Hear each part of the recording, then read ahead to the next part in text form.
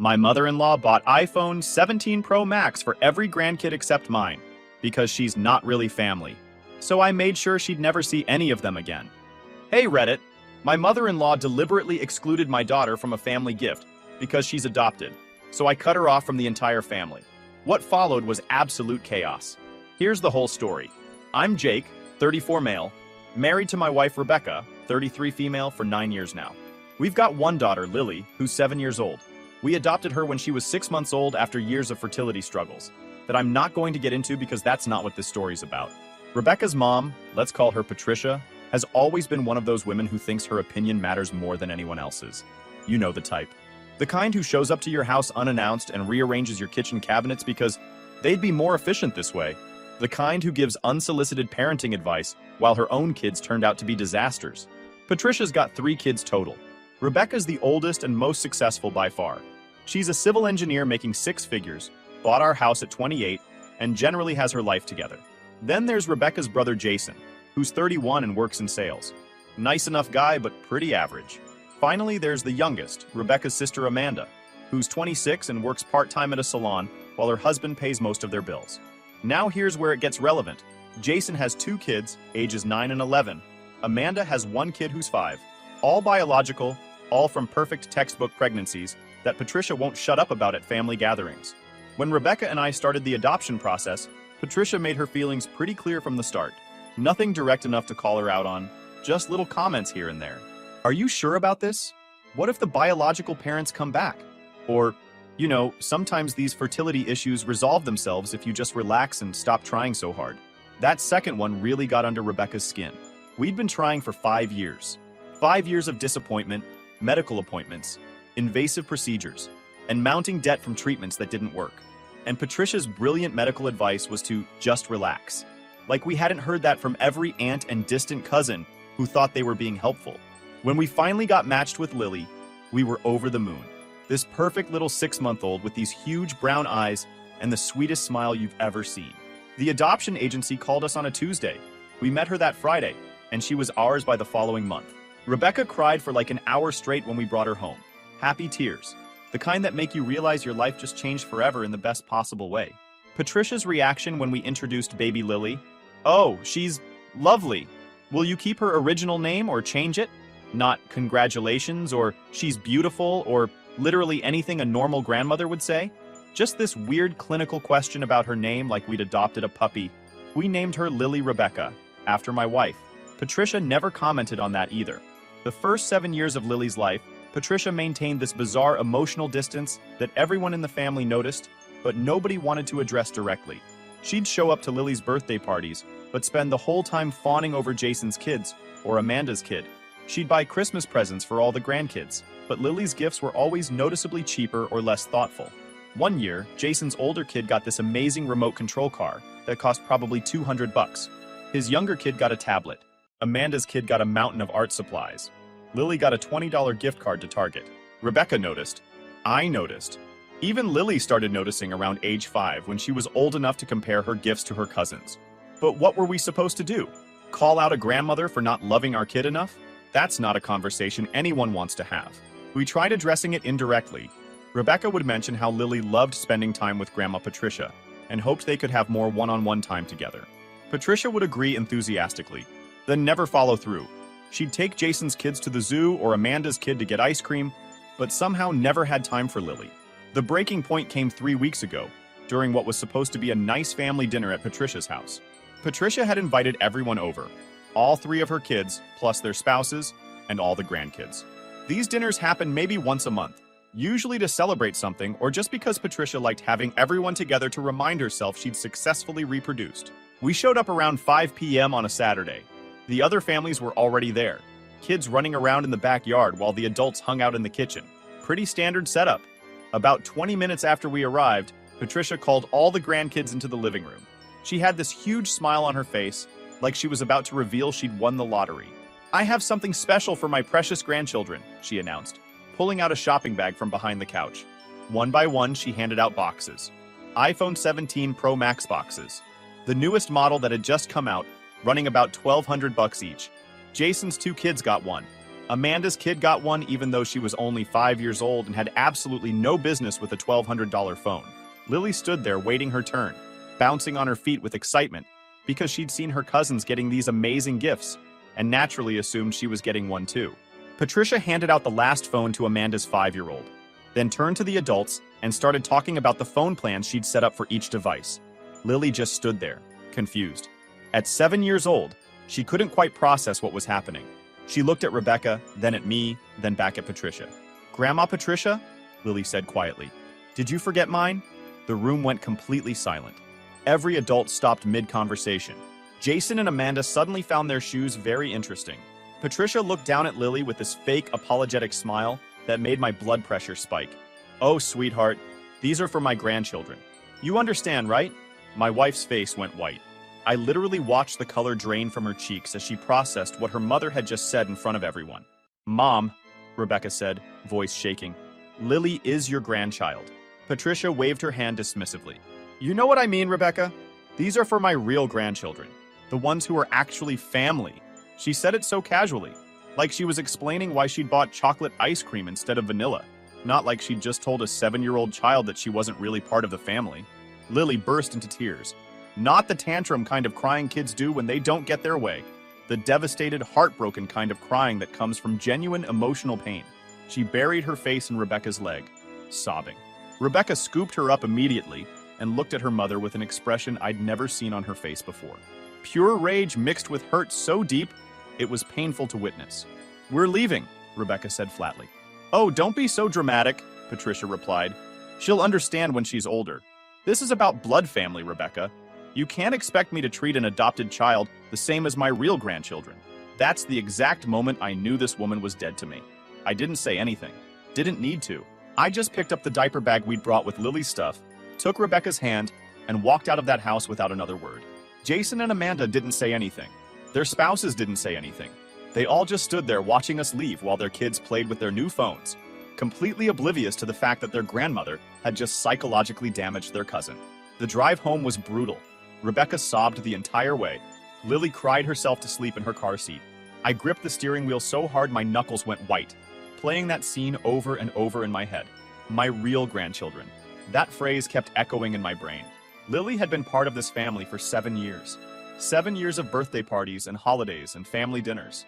7 years of calling Patricia grandma and drawing pictures for her and asking when she could have sleepovers at grandma's house like her cousins did.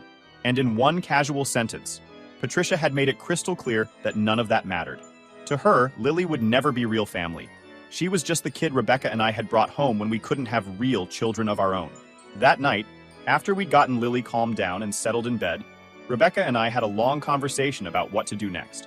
"I can't believe she did that," Rebecca kept saying, pacing around our bedroom. "I can't believe my own mother would hurt Lily like that. In front of everyone. In front of the other kids. What do you want to do?" I asked. "I want to never speak to her again," Rebecca said immediately. Then she paused. "But I don't know if I can actually do that. She's my mom. And Jason and Amanda are still going to those family dinners. And Lily's going to wonder why her cousins get to see grandma, but she doesn't. Here's the thing about my wife. She's one of those people who always tries to see the best in everyone, even when they don't deserve it. She'd been making excuses for Patricia's behavior toward Lily for 7 years, convincing herself it would get better, that Patricia just needed time to adjust to having an adopted grandchild. But I was done with excuses. "Rebecca," I said carefully, "your mother just told our daughter that she's not really family. In front of everyone. She bought $1,000 phones for kids who don't even need them, and deliberately excluded Lily because she's adopted. That's not something you come back from." "I know," she whispered. "I know. But what am I supposed to do? Cut off my own mother? If she can't treat our daughter with basic human decency?" "Yeah, that's exactly what you do." We stayed up until 2 a.m. talking it through. Rebecca went back and forth between wanting to completely cut Patricia off and wanting to give her one more chance to apologize and make it right. I knew what was going to happen if we gave her that chance. Patricia would offer some non-apology like, "I'm sorry you were upset," without actually acknowledging what she'd done wrong. Then she'd expect everything to go back to normal, and we'd be right back where we started. By the time we finally went to bed, Rebecca had agreed that we needed to set some serious boundaries. No more family dinners at Patricia's house. No more unsupervised time with Lily. And Patricia needed to understand exactly why we were putting those boundaries in place. The next morning, Patricia called. Rebecca didn't answer. She called again an hour later. Again, no answer. Then the texts started coming in. First from Patricia, then from Jason, then from Amanda.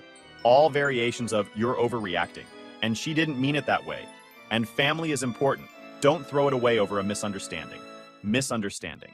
Like there was some way to misunderstand, "These are for my real grandchildren." Rebecca finally responded to Patricia with a text message. "What you said to Lily was cruel and unacceptable. Until you can apologize to her directly and acknowledge that she is your grandchild, your real grandchild, we won't be attending any more family events." Patricia's response came 10 minutes later. "I will not be apologizing for speaking the truth.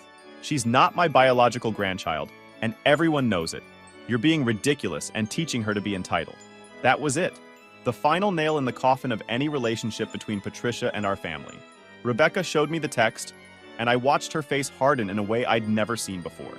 This was the woman who'd spent 9 years trying to have her mother's approval, who'd bent over backwards to accommodate Patricia's opinions and preferences, who'd made excuses for years of subtle favoritism. And in one text message, Patricia had burned that bridge completely. "We're done," Rebecca said. "I'm done. She'll never meet our next child. She'll never be alone with Lily again. And I'm not going to any family events if she's there." "What next child?" I asked, confused since we'd agreed we were one and done with the adoption. "We're going to adopt again," Rebecca said firmly. "Maybe 2 more kids if we can afford it. And Patricia will never meet any of them. She wants real grandchildren? Fine. She can focus on the ones she has. Mine will never have to feel that rejection." I loved my wife more in that moment than I had in years. Over the next week, we ignored every message and call from Patricia's side of the family.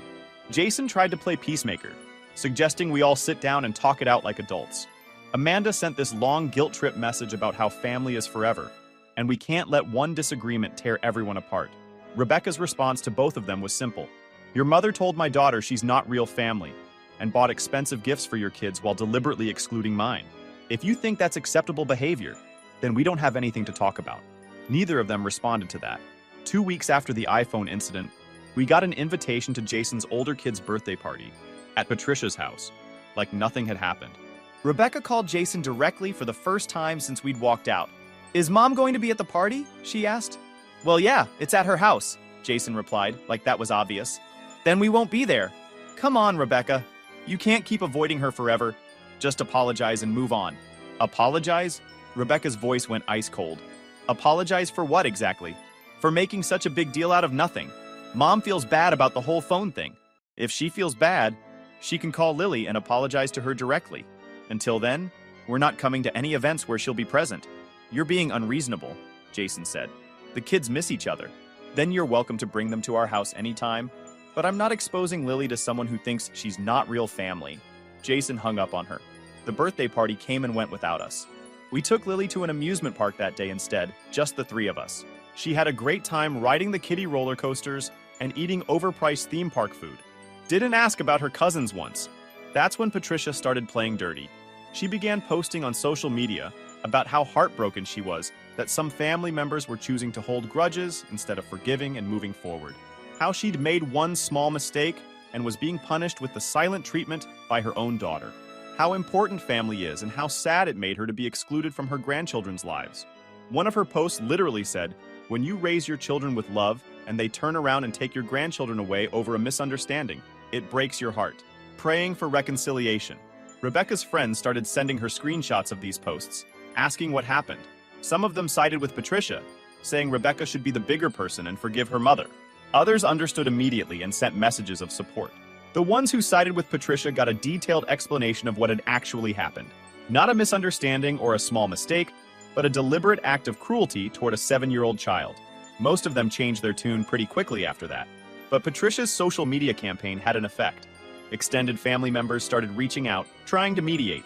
Rebecca's aunts and uncles, her cousins, even her late father's siblings, who Patricia barely spoke to normally. All of them got the same message. Patricia told Lily she's not her real grandchild while giving expensive gifts to all the other grandkids. If she apologizes to Lily directly and acknowledges that she was wrong, we'll consider rebuilding a relationship. Until then, we're protecting our daughter from emotional abuse. Most of them stopped trying to mediate after that. A few of the older relatives tried the "but she's your mother" guilt trip, which Rebecca shut down immediately. "Being someone's mother doesn't give you the right to hurt their children," she told her Aunt Margaret during a particularly heated phone call. If my own mother can't treat my daughter with basic respect, then she doesn't get access to her. It's that simple. 3 weeks after the incident, Patricia showed up at our house unannounced. It was a Saturday morning, and Rebecca and I were making breakfast while Lily watched cartoons in the living room. The doorbell rang, and I went to answer it without checking the peephole because we were expecting a grocery delivery. Instead, I found Patricia standing on our porch, holding a wrapped present and wearing her best church outfit like she was about to attend a funeral. "I'd like to speak with Rebecca," she said formally. "She doesn't want to talk to you," I replied, already moving to close the door. "This is between me and my daughter. You have no right to keep us apart. Actually, I have every right to decide who comes into my house. And you're not welcome here." Patricia's composed expression cracked slightly. "I'm her mother, and you told our daughter she's not real family. So no, you don't get to show up here and demand anything. I brought a gift for Lily, an apology gift. She doesn't want your gifts. She wanted to be treated like the rest of your grandchildren, and you couldn't even do that."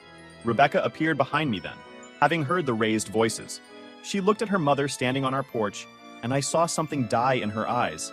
That last little bit of hope that Patricia would somehow make this right. "What do you want, Mom?" Rebecca asked flatly. "I came to apologize," Patricia said, holding up the wrapped gift. "I bought Lily an iPhone too. I realized I made a mistake, and I want to make it right. Here's the thing about too little too late apologies. They're worse than no apology at all, because they show that the person knows exactly what they did wrong, but only cares about fixing it when they face consequences." "You think you can show up here with a phone and everything's fine?" Rebecca asked. "I'm trying to make amends," Patricia said defensively. "Isn't that what you wanted?" "What I wanted was for you to treat my daughter like your grandchild from the start. What I wanted was for you to not deliberately exclude her from a family gift in front of everyone. What I wanted was for you to not tell a 7-year-old child that she's not real family." "I didn't say that," Patricia protested. "Yes, you did. You said the phones were for your real grandchildren. Everyone heard you." "I misspoke. I meant my other grandchildren. It came out wrong." "No, Mom. You meant exactly what you said. You've been treating Lily differently since the day we adopted her. The cheaper Christmas gifts, the forgotten birthdays, the fact that you take Jason's and Amanda's kids on special outings but never invite Lily.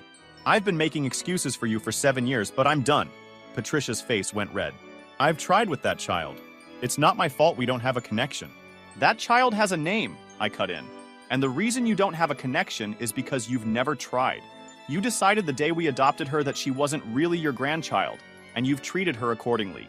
"She's not my blood," Patricia snapped, finally dropping the polite facade.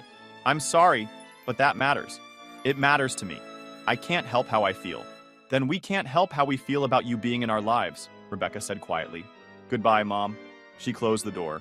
Patricia stood on our porch for another 5 minutes, knocking and calling out Rebecca's name. We ignored her until she finally left. That afternoon, Rebecca's phone blew up with messages from Jason and Amanda, furious that we'd turned Patricia away when she was trying to apologize. According to them, we were being stubborn and cruel, punishing their mother for an honest mistake and tearing the family apart. Rebecca's response to the family group chat was measured but firm. "Mom came here today not to genuinely apologize, but to try to buy her way back into our lives with a gift. She admitted to my face that she can't connect with Lily because she's not her blood. She called her that child instead of using her name. This isn't about holding grudges. It's about protecting our daughter from someone who has made it very clear she'll never accept her as real family. If you want to maintain a relationship with us and Lily, you're welcome to do so. But we will not be attending any events where Mom is present, and she is not welcome in our home." Jason responded, "This is ridiculous. She's your mother." Amanda added, "You're being so dramatic over a phone." Rebecca replied one final time, "This isn't about a phone. This is about 7 years of favoritism and emotional neglect toward my daughter, culminating in her being told she's not real family. If you can't understand why that's unacceptable, then we don't have anything else to discuss." She muted the group chat after that. Over the next month, things settled into a new normal. Patricia continued her social media martyrdom campaign, painting herself as the victim of an ungrateful daughter who'd taken away her grandchildren over one mistake. Some people believed her version. Most people who knew the real story didn't. Jason and Amanda stopped trying to mediate after a few weeks. They continued attending Patricia's family dinners with their kids, posting happy family photos that conspicuously excluded Rebecca's family. Rebecca would see these photos, and I'd watch her process the emotions. Hurt that her siblings chose their mother over supporting her, relief that we weren't subjecting Lily to that environment anymore, sadness over losing the family she'd grown up with. "Do you think I did the right thing?" she asked me one night after seeing a photo of Patricia with all the grandkids except Lily at some restaurant. Absolutely, I said without hesitation. You protected our daughter from someone who was hurting her. That's exactly what a good parent does. But what if Lily grows up and resents me for keeping her from her grandmother? If she grows up and we explain that we kept her away from someone who told her she wasn't real family, who treated her worse than her cousins, who couldn't love her the way she deserved, she's going to thank you. Rebecca nodded, but I could tell she still struggled with the guilt of cutting off her own mother.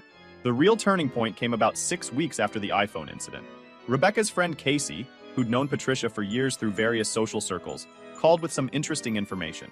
Apparently, Patricia had been telling people at her church group that Rebecca had adopted Lily specifically to hurt her, that we'd chosen adoption over continued fertility treatments because Rebecca wanted to punish Patricia for not being supportive enough during the process, that we were using Lily as a weapon in some imaginary family conflict.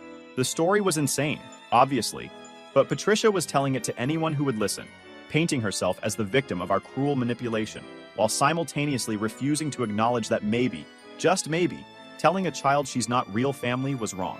Casey had heard this at a church potluck and immediately called Rebecca to warn her that Patricia was spreading these stories. She'd even told people that we were keeping Lily from her real grandmother out of spite, not because Patricia had done anything wrong. She's completely rewritten the narrative, Casey said. Everyone at church thinks you're this horrible daughter who adopted a child just to exclude your mother from her life. It's wild. Rebecca thanked Casey for the heads up, then sat quietly for a long time processing this new information. She's never going to admit she was wrong, Rebecca finally said. She's never going to apologize to Lily. She's never going to see her as a real grandchild. This is who she is. Yeah, I agreed. That's who she is. So we're really done. This isn't temporary. She's just not in our lives anymore. Are you okay with that? Rebecca thought about it for a moment, then nodded. Yeah, I think I am. It hurts, but I'm okay with it. Lily deserves better than someone who sees her as less than because we adopted her. And honestly, I deserve better too. I've spent my whole life trying to be good enough for my mom, trying to make her proud, trying to live up to whatever impossible standards she set, and she still chose to hurt my child. So yeah, we're done. That conversation marked the real end of their relationship. Not the dramatic walkout or the closed door or the blocked phone calls.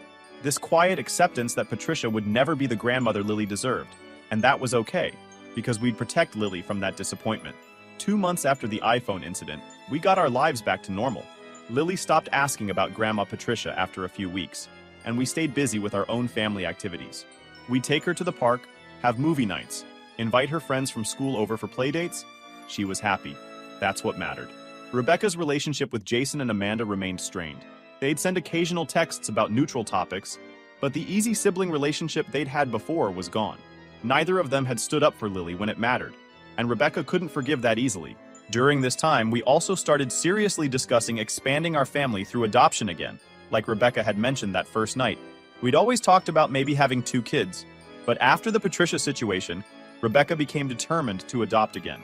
I want Lily to have a sibling who understands what it's like to be adopted, she explained. Someone who gets it. And I want Patricia to know that we're building our own family without her. We started the adoption process for a second child, this time much more confident in what we were doing, since we'd been through it before. 4 months after cutting off Patricia, Rebecca's phone rang with a call from Amanda. She almost didn't answer, but something made her pick up. Mom's in the hospital, Amanda said without preamble. She had a heart attack. Rebecca's face went pale. Despite everything, this was still her mother. Is she okay? Rebecca asked. She's stable. They did surgery. But Jake, she's been asking for you. She wants to see you. Rebecca looked at me, and I could see the internal struggle. Part of her, the part that was still her mother's daughter, wanted to rush to the hospital. But the part that was Lily's mother, the part that had watched our daughter sob when she was told she wasn't real family, held firm. I need to think about it, Rebecca said. I'll call you back. She hung up and we talked it through.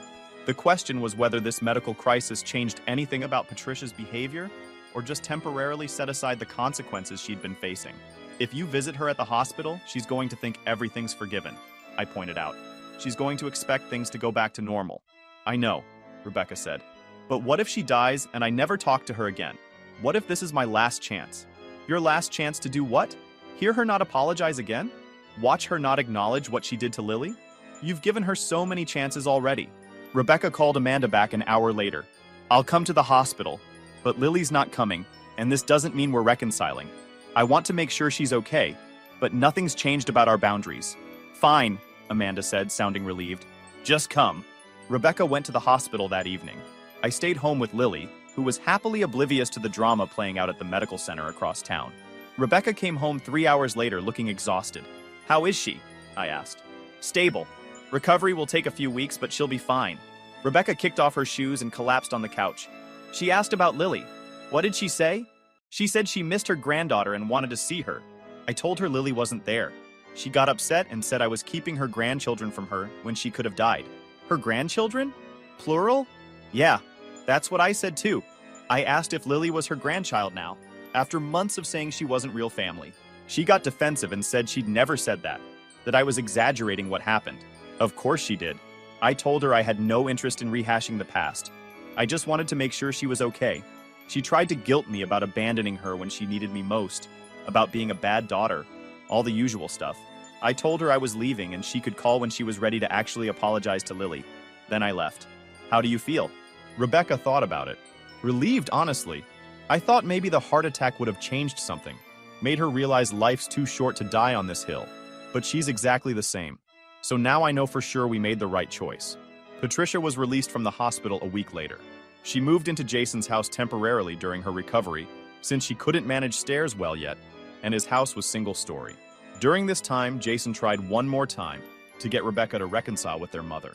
He called and left a long voicemail about how Patricia was getting older, how family was important, how this grudge was hurting everyone.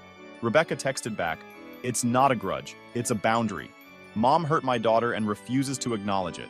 Until she genuinely apologizes to Lily and commits to treating her like the rest of her grandchildren, we're done. You can accept that or not, that's your choice. But this isn't up for debate anymore." Jason didn't respond. 6 months after the iPhone incident, Rebecca and I completed the home study for our second adoption. We were approved and placed on the waiting list for a child match. We didn't tell anyone from Rebecca's family about it. Not Jason, not Amanda, definitely not Patricia. This was our family decision, and they'd forfeited the right to be part of these moments. Rebecca's friends threw her a small celebration when we got our approval, and Lily was excited about potentially becoming a big sister. That's all the support we needed. 7 months in, Patricia sent a letter to our house. Not a text or email, an actual handwritten letter like she was someone's grandmother in a period drama. The letter was 3 pages of Patricia, explaining her perspective on everything that had happened. How she'd been blindsided by Rebecca's overreaction. How she'd tried to apologize but been rejected. How family should forgive each other. How she was getting older and didn't want to die with this rift between them. Not once did she apologize for calling Lily not real family. Not once did she acknowledge the pain she'd caused. Not once did she take actual responsibility for her actions. Rebecca read the letter, then put it in a drawer without responding. She still doesn't get it, was all she said. 8 months after the iPhone incident, we got matched with our second child, a 4-year-old boy named Cooper, who'd been in foster care after his parents' rights were terminated. He'd had a rough start to life but was reportedly sweet and resilient. We met him 3 weeks later, and it was clear immediately that he was meant to be our son. He was quiet and watchful at first, but warmed up to Lily quickly. They were playing together within an hour of meeting. The adoption process for Cooper moved faster than Lily's had, since he was already in state custody. Within 2 months, he was living with us full-time, and the finalization was scheduled for a month after that. Lily was an amazing big sister. She helped Cooper settle in, showed him around the house, and was endlessly patient when he had bad days or struggled with nightmares from his past trauma. We didn't announce the adoption on social media or tell most of Rebecca's extended family. It wasn't a secret exactly. We just weren't broadcasting our life events to people who'd proven they weren't actually supportive. Rebecca's close friends knew and celebrated with us. My family was thrilled and welcoming to Cooper immediately. That was enough. About a month after Cooper came to live with us, Patricia found out through some mutual acquaintance who'd seen us out with both kids. She called Rebecca's phone multiple times in one evening, until Rebecca finally answered. "You adopted another child and didn't tell me?" Patricia's voice was shrill with indignation. "Why would I tell you?" Rebecca asked calmly. "You made it very clear that adopted grandchildren aren't real family to you." "That's not what I said. That's exactly what you said. And you've had 8 months to apologize to Lily and make it right. Instead, you've spent that time playing the victim and rewriting history. So no, you don't get to know about our family anymore. I have a right to know my grandchildren." "No, actually you don't. You have the grandchildren you already have, the ones you consider real family, Jason's kids and Amanda's kid. Focus on them. You can't keep my grandchildren from me. They're not your grandchildren, Mom. You made that clear. Goodbye. Rebecca hung up and blocked Patricia's number. The fallout from Patricia finding out about Cooper was swift. She ramped up her social media campaign again, now including posts about how she'd been erased from her grandchildren's lives and wasn't even told about new additions to the family. Some people felt sorry for her. Most people who knew the real story recognized manipulation when they saw it. Jason called to yell at Rebecca about embarrassing their mother by not including her in the adoption news. Rebecca reminded him that their mother had embarrassed herself by treating adopted grandchildren as less than. Amanda sent a long text about how family should forgive and forget, how holding on to anger was only hurting Rebecca, how Patricia was getting older and wouldn't be around forever. Rebecca's response shut down any future attempts at guilt-tripping.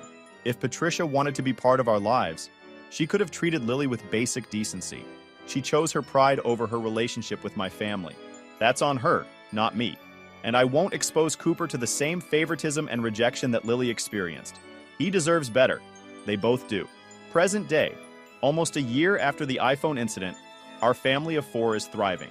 Cooper's adoption was finalized 3 months ago. He's adjusted beautifully to his new life, and watching him and Lily grow up as siblings is everything we hoped for. We celebrate holidays with my side of the family and Rebecca's close friends. We take family trips and create our own traditions. We don't miss the drama or the favoritism or the constant emotional management that came with maintaining a relationship with Patricia. Rebecca talks to Jason maybe once a month, usually brief, superficial conversations about nothing important. She hasn't spoken to Amanda at all since the Cooper adoption reveal. Patricia continues her social media presence as the martyred grandmother who was cruelly cut off by her ungrateful daughter.